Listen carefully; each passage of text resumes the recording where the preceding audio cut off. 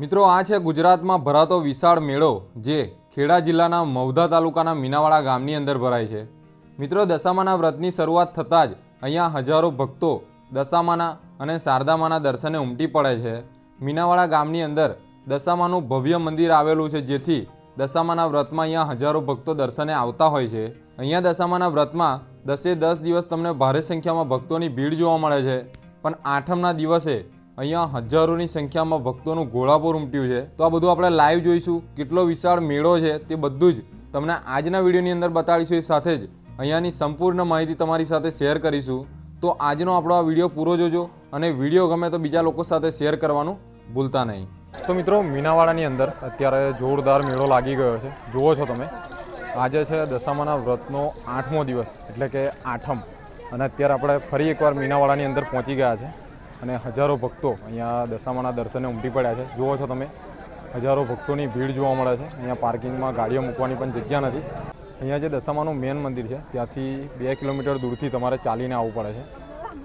આપણે સામેની તરફથી ચાલીને આવ્યા છે, 1 થી 2 કિલોમીટર દૂરથી તમારે ચાલીને આવવું પડે છે। અંદર ગાડી આવવા નહીં દે, કેમ કે ખૂબ જ ટ્રાફિક છે। અત્યારે જુઓ છો તમે, હજારો ભક્તોની ભીડ ઉમટી છે અહીંયા મીનાવાડાની અંદર દર્શન કરવા માટે। તો જો બંને બાજુ જોરદાર દુકાનો લાગી ગઈ છે, જોરદાર મેળો ભરાયો છે। આ જો ઘણી બધી પ્રસાદની દુકાનો છે, રમકડાની દુકાનો છે, ખાવા પીવાની દુકાનો છે, જોરદાર સ્ટોલ લાગી ગયા છે। ખાલી તમે ટ્રાફિક જુઓ, બંને બાજુ ખૂબ જ ભીડ છે। અત્યારે આ જો કેટલા બધા ભક્તોની ભીડ છે, જોરદાર મેળો લાગી ગયો છે। અને અંદરના જે બધા પાર્કિંગ છે તે બધા પાર્કિંગ તમને ખાલી જોવા મળશે, કેમ કે અહીંયાથી 2 થી 3 કિલોમીટર દૂરથી જ ગાડી અંદર નથી આવવા દેતા। અને તમે અહીંયા આવો છો તો તમારી વસ્તુઓનું ધ્યાન રાખો, મોબાઈલ હોય, કોઈ સોનાની વસ્તુ હોય, કેમ કે ઘણા બધા લોકોની સોનાની વસ્તુ છે, મોબાઈલ છે, પૈસા છે, આ બધું ચોરાઈ ગયું છે।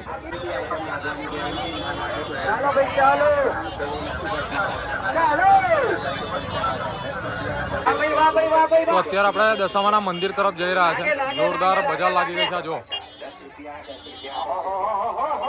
ફૂલ ટ્રાફિક છે, જોરદાર।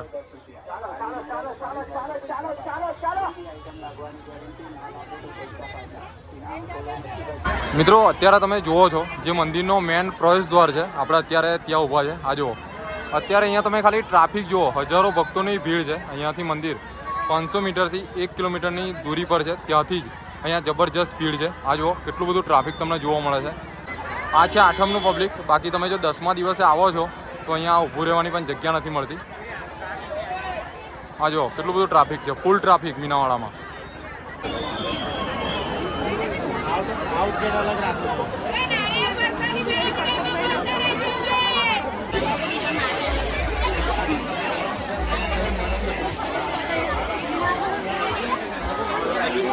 ફાઇનલી અત્યારે આપણે શોર્ટકટ રસ્તેથી આવ્યા છે, બાકી જે મેન ગેટ છે ત્યાંથી તો 2 થી 3 કલાક લાગે અહીંયા આવતા। અમે અડધો કલાક ઊભા રહ્યા, પછી લાગ્યું કે અહીંયાથી મેળ નહીં પડે, તો શોર્ટકટ રસ્તેથી આપણે અંદર આવ્યા છે। હવે મંદિરની ખૂબ જ નજીક છે, તમે અંદરનું ટ્રાફિક જોઈ શકો છો। મંદિરની નજીક કંઈક આટલું ટ્રાફિક છે હાલમાં। આ જુઓ જે મંદિરની નજીક બજાર છે તેનું ટ્રાફિક।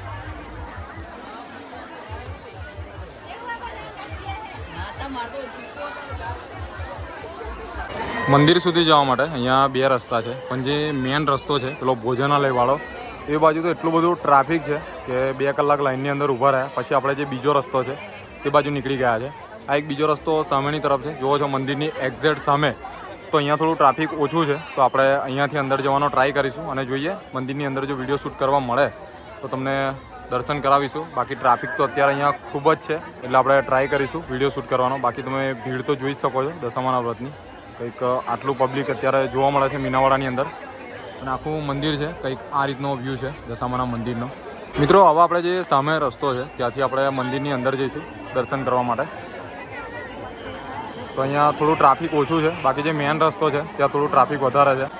તો અહીંયાથી આપણે આગળ દશામાના અને શારદામાના દર્શન કરીશું, જોઈએ તમને પણ દર્શન કરાવીશું જો વિડીયો શૂટ કરવા મળે તો। આ જો કેટલી બધી પડાપડી છે અંદર મંદિરની અંદર જવા માટે।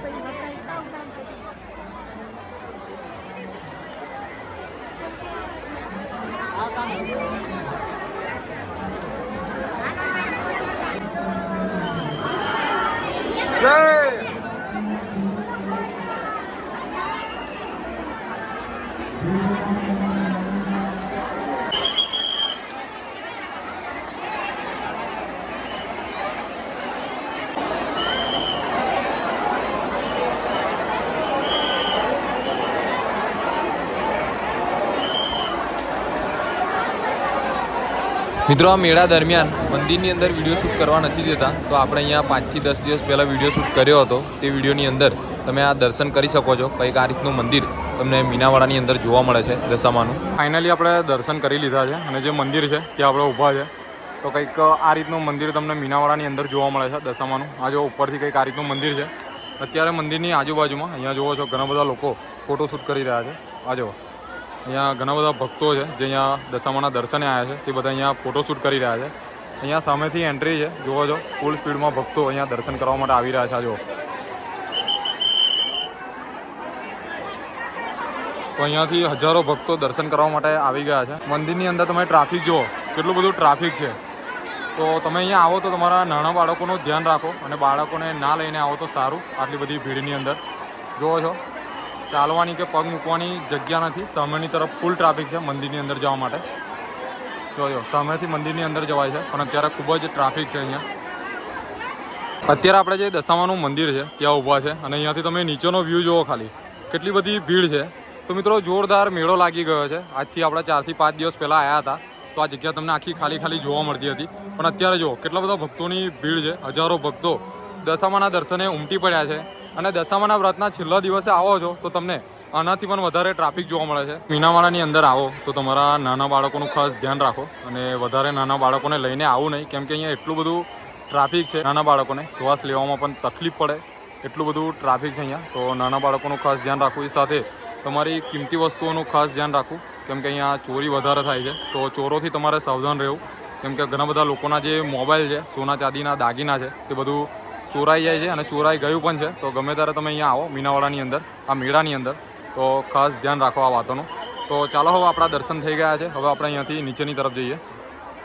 તો જો નીચે જવા માટેનો આખો રસ્તો અલગ છે. 2 રસ્તા મંદિરની અંદર જવા માટેના છે અને એક રસ્તો સ્પેશિયલ નીચે જવા માટેનો છે. આ જો અહીંયાથી તમે નીચેની તરફ જઈ શકો છો. આ આખો એક્ઝિટ માટેનો રસ્તો છે. તો અહીંયાથી ઘણા બધા ભક્તો દર્શન કરીને નીચે જઈ રહ્યા છે. આ જો મંદિરની અંદર થઈને સામેથી તમારે ફરીને અહીંયા આવવાનું છે અને આ જે એક્ઝિટ ગેટ છે ત્યાંથી તમારે નીચે જવાનું છે. તો ચાલો હવે આપણે નીચે જઈએ.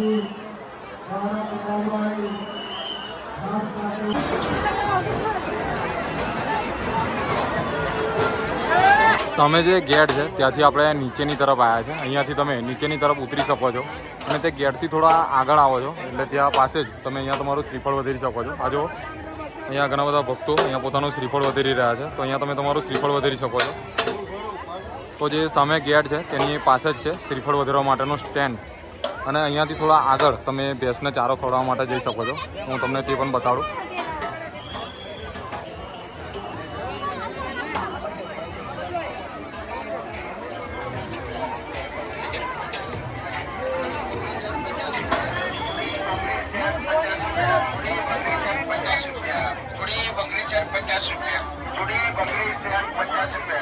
અહીંયા સામે તમે જુઓ છો એક ભેંસ તમને જોવા મળશે, જ્યાં તમે 10-20 રૂપિયાનો ચારો લઈને ખવડાવી શકો છો. અહીંયા આ જુઓ, તો અહીંયા તમને ચારો પણ મળી જશે. અહીંયા ભેંસ બાંધેલી છે, તો 10-20 રૂપિયા લેશે ચારાના, તો તમે ખવડાવી શકો છો ભેંસને.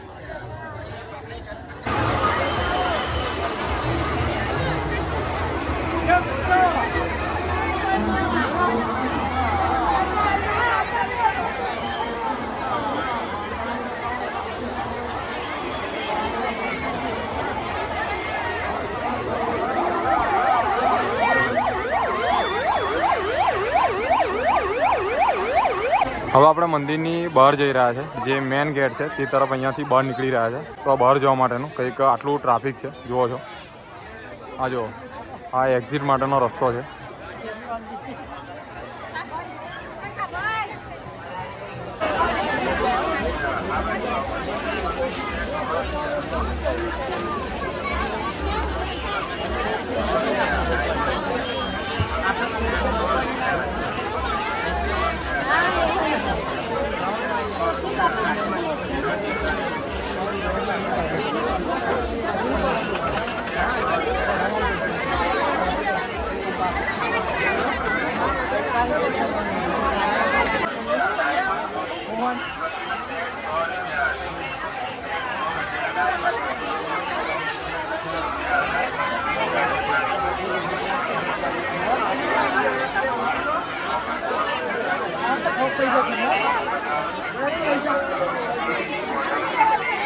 મિત્રો ફાઇનલી આપણે જે મેન ગેટ છે ત્યાં પહોંચી ગયા છે. અહીંયા આવતા આપણને 1 કલાક લાગ્યો મંદિરથી અહીંયા સુધી આવતા.